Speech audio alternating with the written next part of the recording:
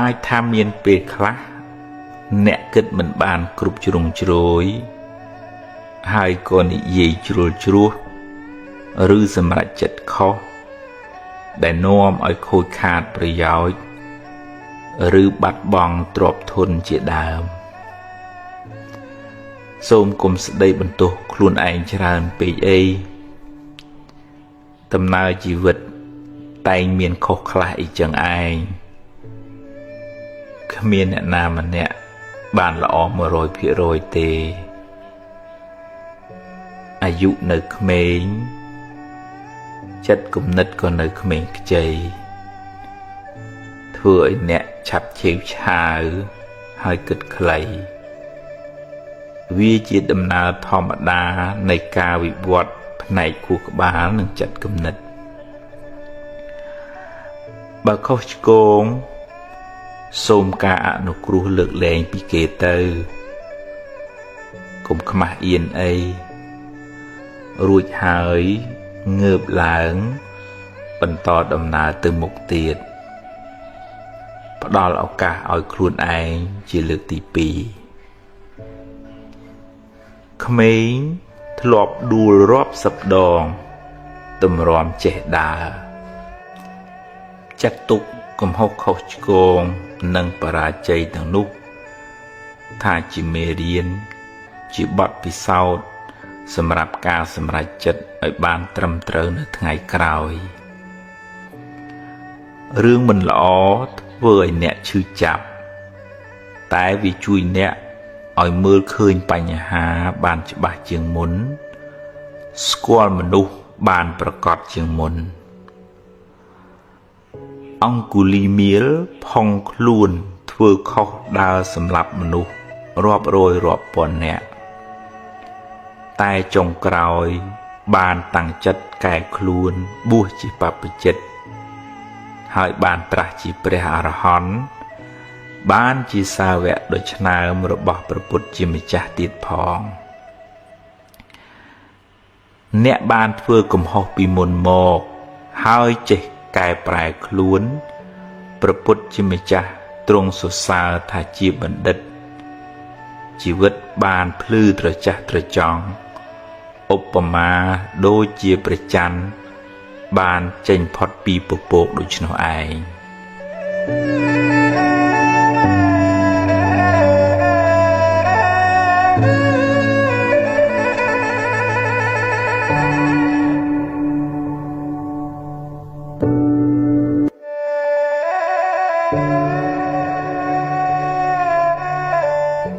រួចពីកម្មពៀវរាពីអតីតមកអ្នកគ្មានវិធីរត់គេចពីវាបានទេព្រោះអ្នកមិនអាចបកក្រោយហើយកែទង្វើដែលអ្នកបានធ្វើក្នុងអតីតកាលបានឡើយតែពីវរាទៅថ្ងៃមុខអ្នកអាចជៀសបានដោយកម្លាំងនៃការរក្សាសិលសិលបានដល់ការប្រព្រឹត្តល្អដោយកាយវាចាចិត្តការមិនបៀតបៀនមិនធ្វើឲ្យអ្នកដទៃក្តៅក្រហាយមានដូចជាការមិនប៉ះពាល់ជីវិតអ្នកដទៃការមិនកាប់កេងលួចទ្រព្យអ្នកដទៃការមិនធ្វើឲ្យកូនប្រពន្ធអ្នកដទៃក្តៅក្រហាយការមិនកុហកបោកប្រាស់ជាដើមពេលអ្នកមិនបានធ្វើឲ្យអ្នកដទៃក្តៅក្រហាយគេក៏មិនមានចិត្តចងពៀមិនមានបំណងអាក្រក់ដាក់អ្នកវិញដែរដោយសារអ្នកមិនបានធ្វើអាក្រក់ដាក់អ្នកដទៃអ្នកក៏មានចិត្តស្រស់ស្រាយមិនភ័យខ្លាចមិនព្រួយបារម្ភរឿងមានទោសពៃឬខ្លាចគេធ្វើអាក្រក់ដាក់អ្នកវិញឡើយនោះហើយជាចិត្តដែលរួចផុតពីពីវរាមនុស្សមានពៀគឺជាមនុស្សដែលបៀតបៀនគេធ្វើឲ្យអ្នកដទៃក្តៅក្រហាយមនុស្សមានចិត្តចងគំនុំគុំគួនខ្លួនក៏លំបាកព្រោះភ្លើងកំហាំងឆេះក្នុងចិត្តរាល់ថ្ងៃ ហើយគេក៏ក្តៅក្រហាយព្រោះទង្វើអាក្រក់របស់យើងម្យ៉ាងទៀតពាវេរានោះនឹងជាប់តាមគ្នាវែងឆ្ងាយក្នុងសង្សារវដ្តបើអ្នកដាំពូជភ្លើងអ្នកនឹងបានផលក្តៅក្រហល់ក្រហាយត្រឡប់មកវិញ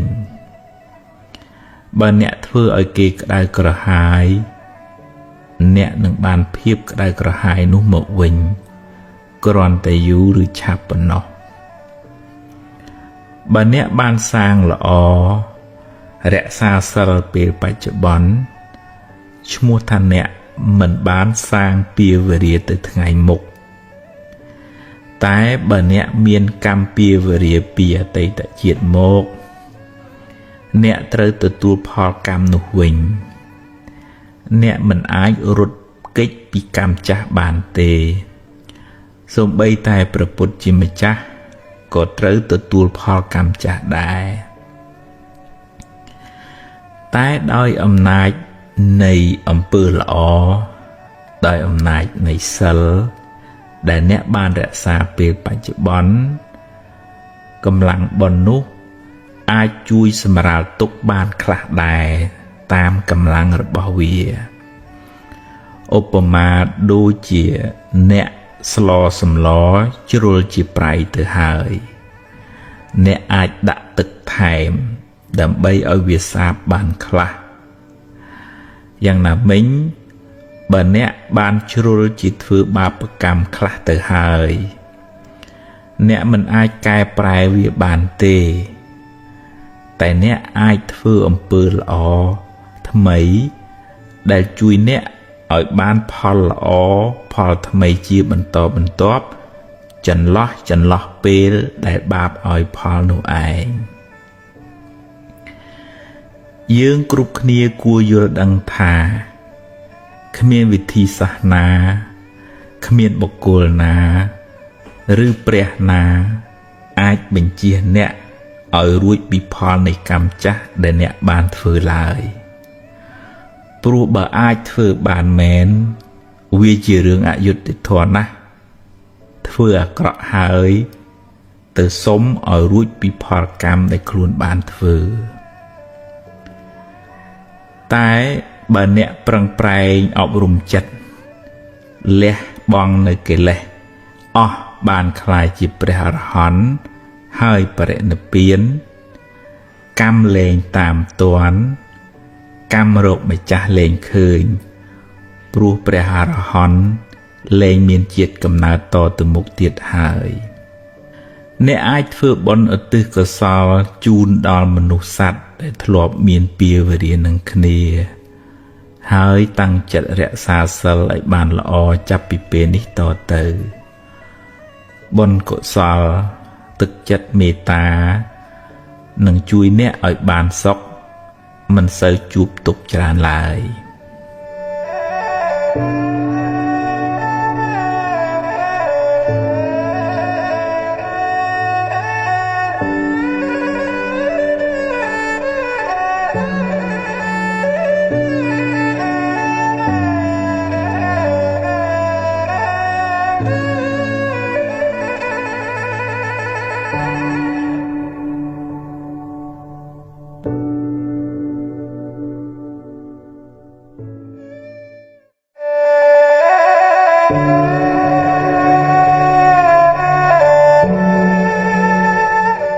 រៀនសម្រេចចិត្តមុននឹងសម្រេចចិត្តគិតឲ្យបានច្បាស់លាស់សិនសួរយោបល់គេឯងឲ្យបានគ្រប់ជ្រុងជ្រោយហើយចុងក្រោយអ្នកត្រូវសម្រេចចិត្តដោយខ្លួនឯងហើយបើសម្រេចយ៉ាងណាហើយធ្វើតាមនឹងទៅកុំសាវ៉ាដូរចុះដូរឡើងពេកអីព្រោះវាធ្វើឲ្យរំខានចិត្តខ្លាំងមិនសូវបានសុខទេហើយបើឧបមាថាការសម្រេចចិត្តនោះខុសនាំឲ្យខូចខាតបាត់បង់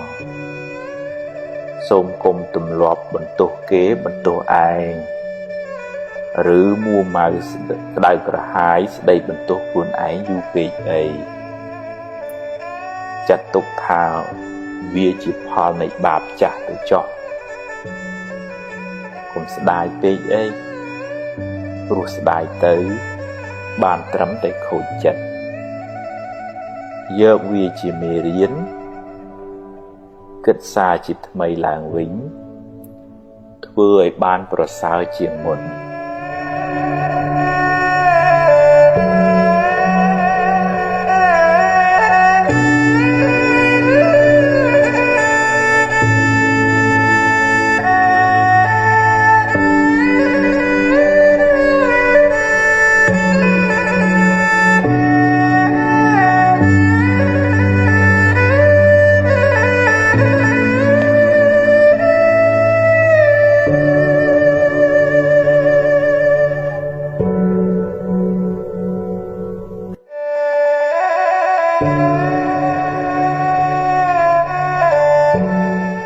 សេរីសួស្តីមួម៉ៅច្រើនសេរីរត់ចេញរីករាយវិញសេរីរត់ចូលជាទូទៅយើងឲ្យតម្លៃសេរីសួស្តីទៅលើរឿងល្អរឿងសប្បាយមានលៀបមានជ័យជាដើមតែគួរចងចាំថាផលល្អទាំងនោះកើតឡើងអាស្រ័យហេតុល្អហេតុដែលជាកុសលដែលអ្នកខិតខំប្រព្រឹត្តធ្វើពីមុនមកហេតុនៃសេរីសួស្តីនោះមានដូចជាការសេពគប់ត្រូវ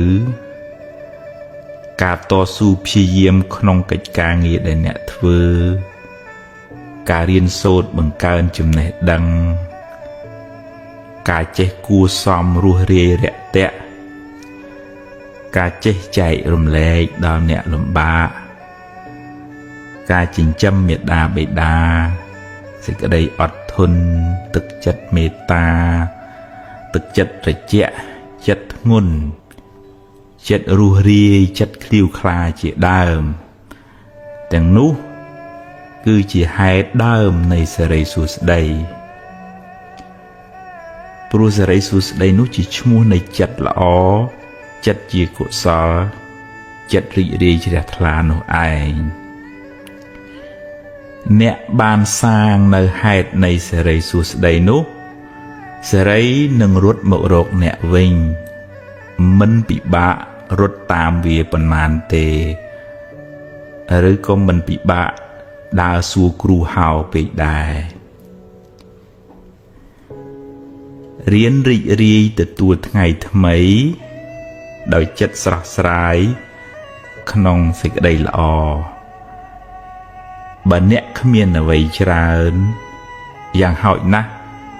អ្នកនៅមានជីវិតរស់បន្តមួយថ្ងៃទៀត